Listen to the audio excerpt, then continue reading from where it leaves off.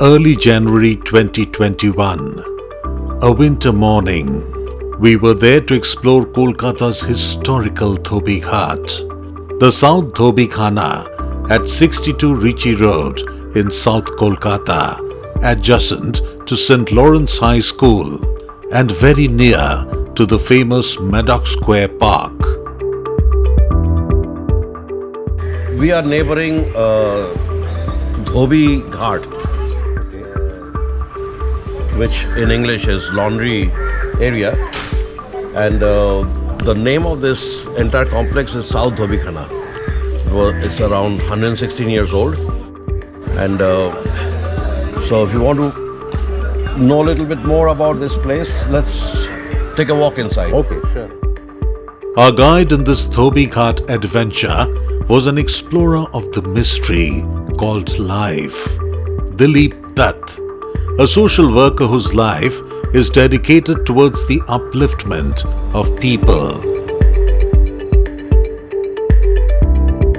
and who has been a neighbor to the South Dhobi Khana for ages. He is a friend to most of the Dhobis and the Safai Karmis in this massive complex. It was through Dilip's eyes we sunk deep into the Dhobi Ghat's history and charm.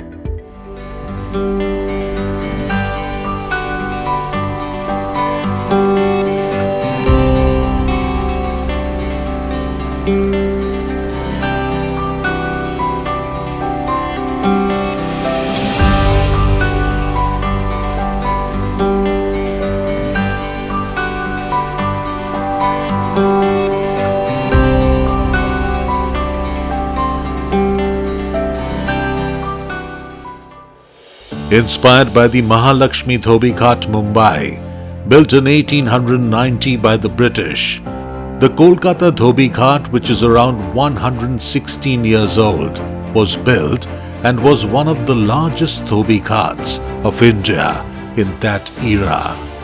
S.W. Goode, an ICS in his municipal Calcutta, its institutions in their origin and growth, said that a proposal of construction of a public Dhobi Khana in Calcutta was taken in 1889. The land was accordingly acquired at the number 3 Ulfat Bagan Road at Kasai Bagan, later renamed as Woodburn Park at a cost of Rs 32,000. But no further steps were taken until 1895, when an estimate of Rs 37,000 for building equipments was sanctioned. There were many delays in the Dhobi Khana construction, and finally the location changed to the site acquired by the corporation near the junction of Hazra and Lansdowne Road. It was set up on 24 acres of land with 180 open-air stones, 167 of which were occupied throughout 1913 and 14.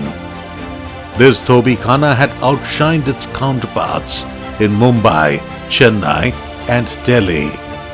Here the Dhobis paid a monthly rent of Rs 2 for each stone that they used and an additional Rs 1 per month for their assistance.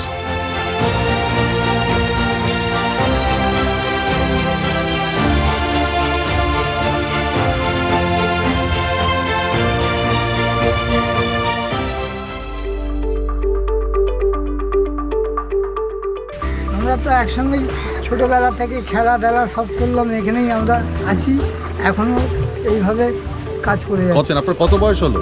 আমার তাও 50 মানে 16। 60 plus হয়ে গেছে। হ্যাঁ 16। আচ্ছা আচ্ছা। আর আপনার originally কোথা থেকে এসেছেন, আপনাদের দেশ?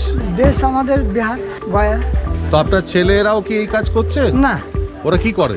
ওরা নিজের কাজ করে, অন্য কাজ করে, পড়াশোনা করে অন্য কাজ করছে। Those initial concrete washing stones still exist today. Divided into 9 rows, each row has 20 washing stones. They have rolled on from one generation to another.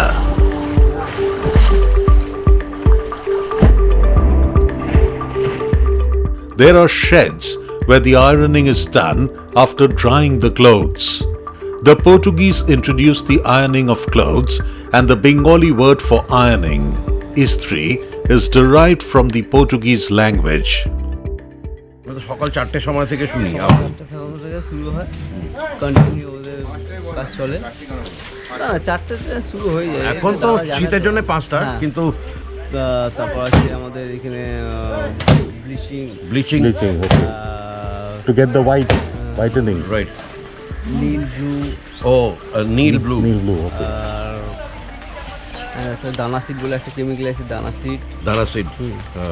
That's a chemical called Dana seed. Okay. ওই liquid সাবান হচ্ছে। Liquid detergent. Okay. The Dhobi Khana falls under the purview of the Health Department of the Kolkata Municipal Corporation. Around 400 to 500 dhobis, the washermen, work out from here from early hours in the morning till 5 in the evening,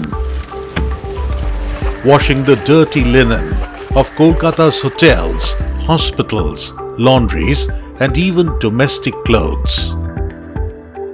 তো আপনাদের এখানে কাদের কাজ আপনারা করেন একটু বলুন। আমরা এটা মানে গেস্ট হাউস হলো, হোটেল হলো, রেস্টুরেন্ট হলো, বাড়ি কাপড়রা আছে, ড্রাই ক্লিন হলো, সব কিছু আমাদের কাপড় আছে। আচ্ছা আচ্ছা আচ্ছা। আর কতজন আছে আপনাদের এখানে? আদার্স তো এখানে লকডাউনের জন্য কম আছে, মানে 500 লোক থাকে এখানে। 500 লোক যে কাজ করে এখানে থাকে। হ্যাঁ। আদার্স আমরা বাড়ি চলে যাই 9টা পর। Fascinating it is to watch the washermen at work. They use the stone pens over the night. The whites are bleached to get more clean and stain-free clothes. They are washed and run through clean water. The pens are known as hodge by the local people. They have cisterns for storing water underneath these pens.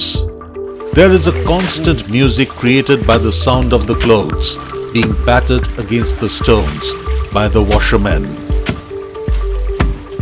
On an average, a washerman takes care of 200 articles on a daily basis, while earning an income of around Indian rupees 25,000 per month. Once cleaned, the clothes are put into a hydro dryer. This is a manually operated machine which helps in wringing out the water from the clothes. The machine has a large steel drum which is spun by hand rollers. The Dhobi Khana has been provided with low voltage electricity, and thus the use of the electric iron is restricted. They use steam iron and they are operated through coal. The local body is trying to get increased water supply from the Kolkata Municipal Corporation for them, along with high voltage electricity in the near future for a better and swifter performance. The delivery of the cleaned and dried clothes are done by motorbikes or even by hand-pulled rickshaws. Despite these services are labor-intensive, yet they are almost half the price of the modern laundry service. The South Dhobi Khana of Kolkata, a Britisher's legacy to the city of joy, which has still maintained its service delivery standards with simple yet traditional approach of work and methodology. A ground for bread and butter for many of the families involved in this trade for over a century. A lesser known gem in the heart of the Kolkata metropolis, and little is being done to upgrade the same to an automated washhouse in tune with the modern-day laundrettes. It can only be hoped that such a historical washhouse is maintained properly and the government pays a little more attention to it. और आप सुबह कितना बजे निकलते हैं काम में, सफाई में? सुबह 6 बजे। 6 बजे निकलते हैं और वापस आते हैं? आपस तो आते हैं 12 बजे, लेकिन अभी थोड़ा घर में काम है, चला आते हैं जल्दी। अच्छा चलिए। As Dilip waved the simpletons goodbye, our experience at the South Dhobi Khana, the 62 Ritchie Road, was indeed a soul-satisfying one. These unsung heroes, the efficient sweeping ladies, all who belong to this vintage and heritage address of Kolkata, lives and livelihood of simple people, serving us for over a century silently.